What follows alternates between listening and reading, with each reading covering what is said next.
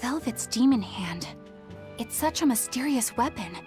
I can only imagine how much of a threat it will become to the Abbey. This calls for a clear-headed breakdown of everything I know about it so far. It changes shape in a flash, and could devour most anything. How must that feel, to devour something with your hand like that? But it doesn't devour the bandages that cover it up.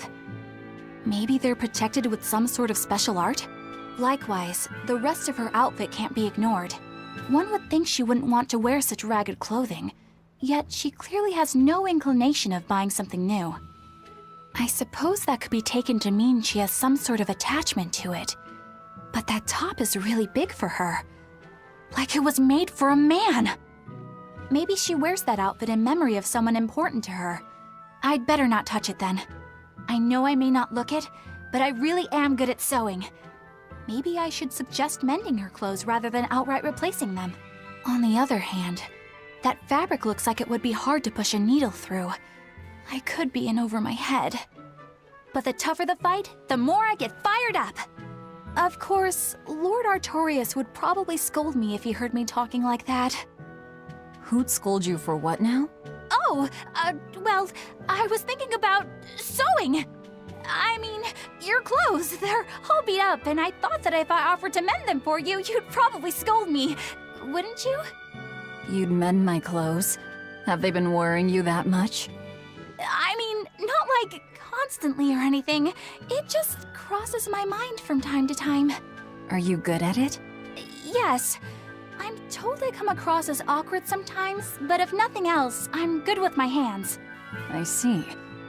All right, if I ever need it done, I'll come to you. Good, just leave it to me. Are you feeling all right? You're really sweating. The heat and the cold doesn't bother me at all, but you're a human, so you need to take care of yourself. And if you keep soaking in your own sweat, you'll catch a cold. Besides, I don't imagine it feels that great. You should keep washing and bathing on your own schedule, like however you did before falling in with us. Just let me know and I'll make it work.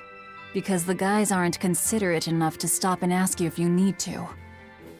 Sure. All right. Thanks. That was a surprisingly normal thing for her to say.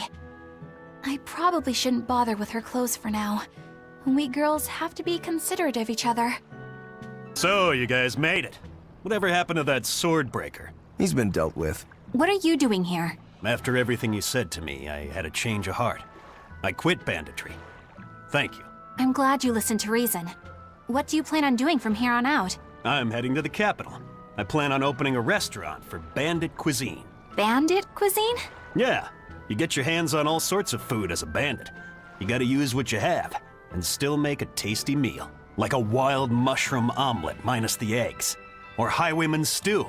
It's like a hunter's stew, but, you know, made by bandits. That sounds somewhat improper, actually. But I'd still love to visit after you open. Really? All right. I'll be an upright citizen in no time. Maybe even the kind of man you'd consider spending some time with. I'm rooting for you. Hey, were you actually listening to him? Of course I was. It's wonderful he's turned over a new leaf. Hey, you there. That's one impressive sword you got. You know a lot about swords? I'm a novice swordsmith. Been at it for 20 years. Now, I'm finally able to make a blade worthy of the name. 20 years? And still just a novice? It's a competitive world out there for a swordsmith, especially here on this island. But I heard many swordsmiths have given up. There's less ore around nowadays, and swords don't work against the demons. True, swords are useless against demons. Unless it's an exorcist that's using them. Kednik's weaponry has always been prized in Midgand. The Abbey recognized our talents, and now, business is booming. All the smiths here are grateful to the Abbey. They're keeping all of us alive and fed. Eisen, I thought you were supposed to be in Midgand. How did you end up here in Islegand? I thought I'd gotten used to you performing the impossible, but this time, I'm at a loss for words. We heard from the Bloodwings that the Abbey might have taken you guys out. Not this time, but our luck won't last forever. Think of this as a dry run for when I really kick the bucket. Aye, aye, First Mate. More importantly, are you sure it's okay to bring an exorcist aboard? I've got my eye on her. If she does anything funny, I'll handle it. Got it! We'll be on our guard, too.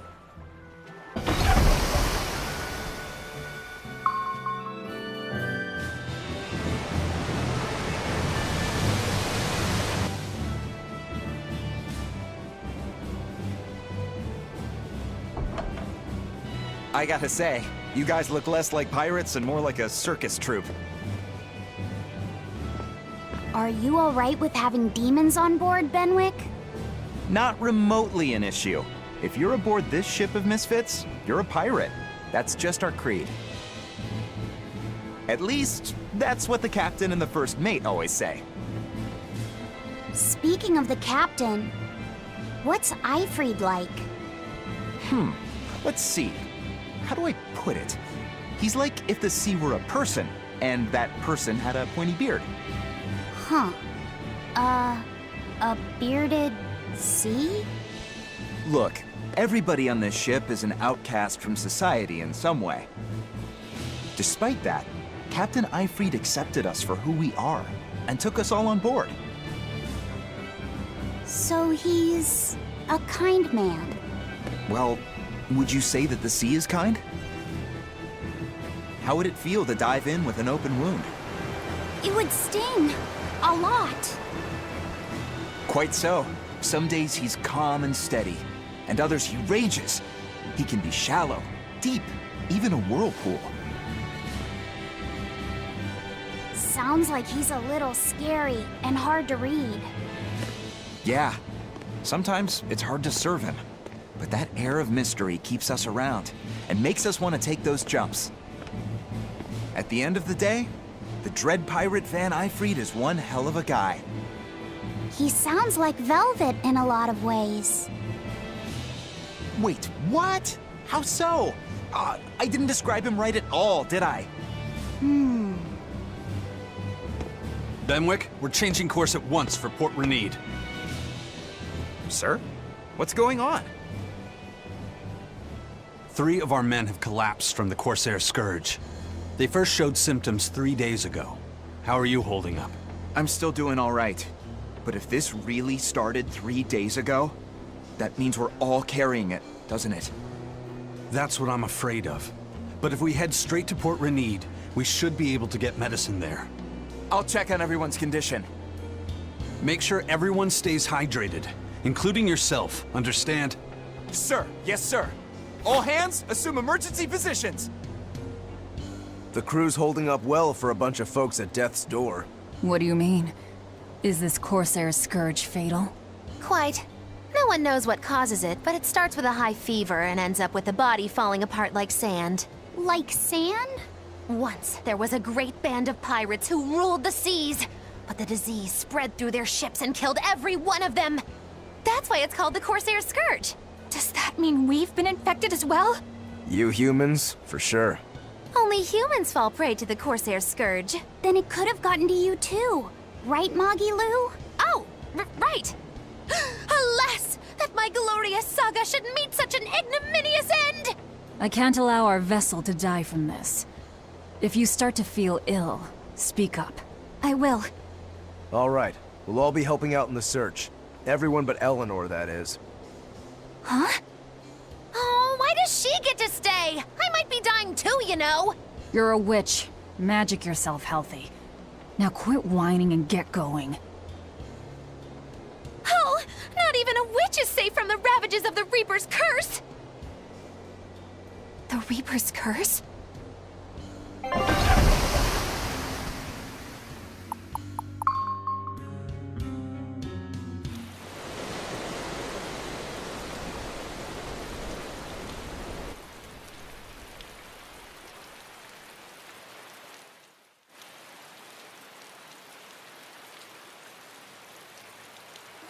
Okay, where's the herbalist? If I remember right, the Corsair's Scourge needs a particularly special medicine. Yeah, it's a wildflower called Salatoma. Its juice can cure the Corsair's Scourge. Doesn't sound too tricky. Let's not relax until we have it in hand. Right. Now let's get going. Hold on a minute. Won't you just be spreading the disease if everyone wanders into town? Surprisingly, no. For whatever reason, you can only catch it over the ocean waves. It's speculated it might have something to do with the salt in the air, or maybe the microbes in the seawater. Nobody knows the cause for sure, but there are no recorded cases of people catching it on land. I see. A strange affliction indeed. We'll be back soon. You all remain on the ship. All right. Good luck out there, sir. We've got to hurry.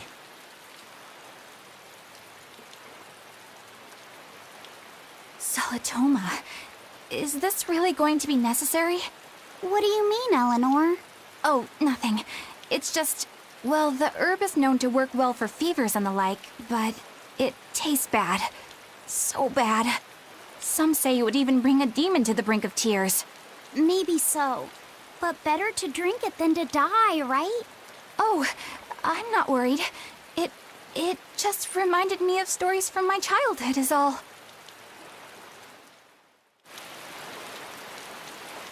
That Rokuro, always telling all of us except Eleanor to work harder. Doesn't he realize that I'm a delicate maiden too? This is workplace discrimination. I should put him on a witch trial and burn him at the stake! I don't think that's how witch trials work. What's wrong, Eleanor? You look like you've got something on your mind. I'm just trying to figure out what Rokuro was thinking. When I had Lord Shigure at the end of my spear, Rokuro threw his dagger right at my head.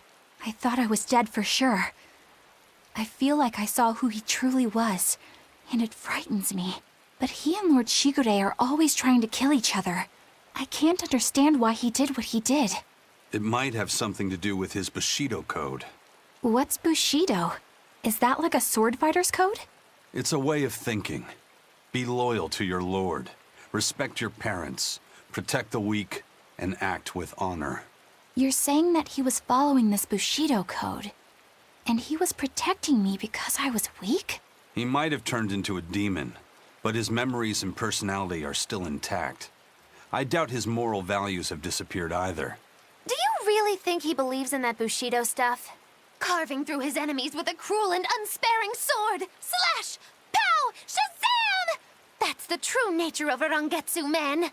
I heard that when Velvet first met him, he immediately attacked her without any provocation. I'm sure you haven't already forgotten how he turned his swords on the kid in that fight against Kurogane. I wouldn't read too much into what Magilu's saying. Rokuro lives for his sword, and that's just who he is. But I don't think he's all that bad. I thought you were the one who called him frightening. I know I said he can be a scary person, but how do I put it? I do feel there's more to him than just wanting to cut people up. It's like he's more sensitive to other people's emotions than he might seem to be at first glance. A sword fighter has to sense his opponents on some level, right? For a crazed demon, he's actually a nice guy. Is that it? Maybe. I don't know. It's not like I know him well enough to claim any deep personal insight or anything. You brought it up. A bit ago, a manacled body got caught in my nets. Manacled? A prisoner? You too? Yesterday, my nets pulled up an arm. Manacles, even a brand on that one. I really can't take this anymore. I'm losing my appetite, and it's bad for my heart. You said it. Judging by the tides, they would have to have come from that prison island. Is it really just a prison? You think it's strange, too? I've suspected something about that place for a while now. They say the whole island is a prison, but if you ask me, I bet it's just an execution ground. Or it's for experimenting on demons. Experimenting? What do you mean? Testing the demons' capabilities. That's why they need prisoners. Food for the monsters. Not a bad theory. Just kidding! There's no way the Abbey would do something that horrible, right? You sure think of some crazy ideas. I bet all of this is the work of some vicious pirate gang. Yeah, something like that. That guy. He's pretty sharp. Now that you mention it, I haven't seen any patrol ships around there recently. Used to be they'd chase you off if you got too close. You know, you're right. If there are pirates about, it'll mean trouble unless the Abbey tightens up their patrols. The best we can do is keep a wide berth of it for now. We wouldn't want pirates and demons sneaking up on us. I think we'd notice if pirates or demons were around. No way they'd catch us unawares. I can't tell if he's sharp or dull as a brick. That's an interesting bridge. This bridge has a bit of history to it. Port Renede was originally built here on this inlet. The water's deep enough for ships, but as you can see, it's a bit too narrow for a port. Large ships couldn't come close without a top-rate crew. So Port Renede was used almost exclusively by smaller ships. What about the Von Eltia? We're the best of the best. We came and went as we pleased. So your point is you wanted to brag. Hey, let me finish. The people wanted their town to grow, so they built an outer harbor for large ships, and this bridge to connect to it. Uh-huh. So that's why the port and the town are separate. But there's more.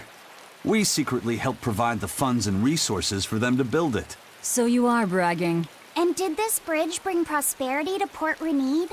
No. The Abbey began regulating shipping and travel, right about the time the town finished building the outer port. If only the seas had remained free, Port Renede would have developed into a center for commerce and trade. I suppose things don't always go as planned. Then again, even if Port Renede became a bustling port, we still would have no trouble slipping in or out. I'm not biting this time. When I was in Port Zexen, I heard that a swarm of demons attacked the palace and killed the High Priest. No way! Isn't the palace the most heavily guarded place in the world? How did the exorcists let that happen? Bad news really does travel fast. They say that the demons were disguised as humans, but were actually enormous monsters twice the size of any man. They had razor-sharp horns and 3 burning eyes. They could take over your mind just by glaring at you. If the demons were that terrible, no wonder the exorcists couldn't deal with them. Some rumors say they escaped. Some say a legate took them down in a climactic battle. But no one knows the truth. We should be ready to run in case they show up. Is the world falling apart? Will the bad times return again? A horned giant with 3 eyes, huh? Velvet, you're one scary lady. They said swarm, so they were talking about you too. I know I'm repeating myself, but that's just not possible. But the High Priest hasn't been seen since then. How do you explain that? I heard some people from the capital say that he might have been attacked by demons. The Abbey's trying to cover it up, but the truth is getting out. The security at the palace is better than anywhere else. Demons breaking in? Inconceivable. But what if a whole horde assailed the castle? The exorcists guarding the palace are elite, the best of the best. Horde or not, they couldn't have gotten in. But what if they were some sort of giant demons? No matter how elite the guards may be, they'd have trouble against something like that. If giant demons appeared in the capital, there'd be an uproar. I understand your concerns, but please remain calm and trust us. Panic and confusion is just what the demons want. They'll use it to slip into this very town. Well, we know that, but still. It looks like rumors from the capital are spreading. The more chaos there is here, the easier it'll be for us to move around. Hello there. How can I help you today? We're looking for Salatoma flowers. Well now, that's an order I don't get every day. It's not for the Corsair's Scourge by any chance. The very same. Some of our crew developed fever 3 days ago. I want to take care of it as quickly as possible. Understandable, but unfortunately, I'm out of stock right now. How can you be out of stock?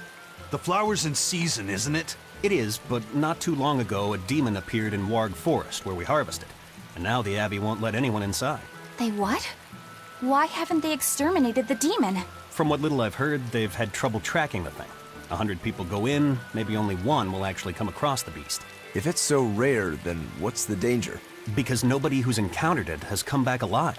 First the Corsair's Scourge, then no medicine, the Abbey, and a mysterious demon. Never a dull moment with the Reaper's Curse, eh? I could try to order some from other towns, but if you're already on day 3, it might not make it in time. But if we go to the Warg Forest, the Salatoma will be in bloom, correct? Right, but the demon... We're going to the forest. Dad, I can't take it anymore. I can't deal with life in this village. There you go, with the whining again. Those two, they seem to be rather upset. Best stay out of it.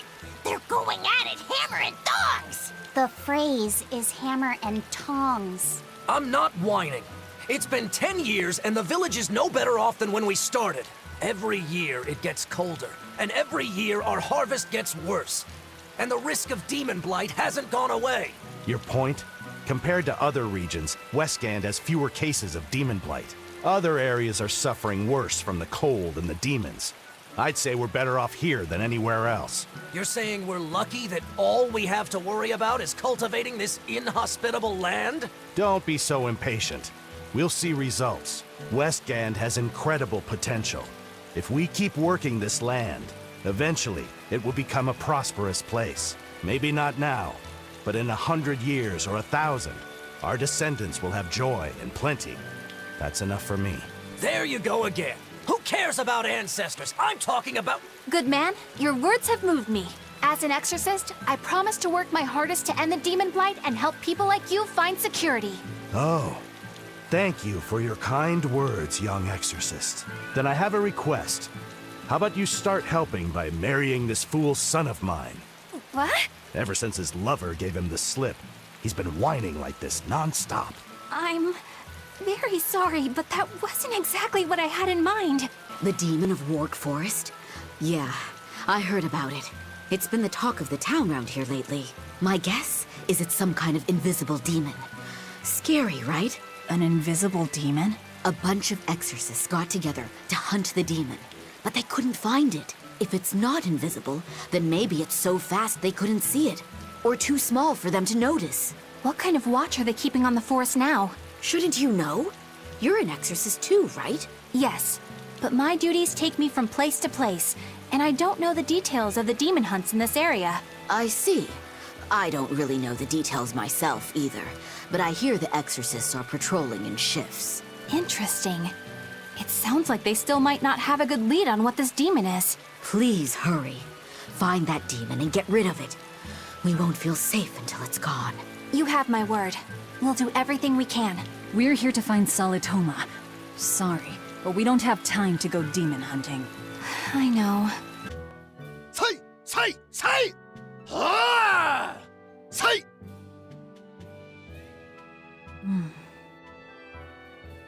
Did you need something? No, not really. As you say. Why aren't you training with 2 swords? This is how I've always trained. 10,000 practice swings a day since I was a kid. I just wanted a single good swipe at Shigure. So I swung, and eventually just naturally got to this point. That's incredible. Not really. I need to be prepared to face Shigure at any moment. But I've been thinking I should up it to 100,000 swings. 100,000? Do you have any idea how much time that'll take? Nah. Even if you did 1 swing a second, you couldn't do that many in 1 day. Oh? But 10 swings a second would do the trick. Rokuro. Even still, I know it would take more than 100,000 swings to be a match for Shigure. Not with 1 sword or with 2. And you keep doing it despite knowing it's pointless? That seems a little odd. I'm trying to defeat an undefeatable adversary. The whole damned idea is daft, as you put it. All I can do is recognize the fact and give it my best shot. Well, that's one way of looking at it. If only I could figure out how to stay up all night and still feel rested. Now there's a challenge I can't beat. You need to go to bed. A lack of sleep will get you killed faster than a lack of practice. You're right. I'll do that.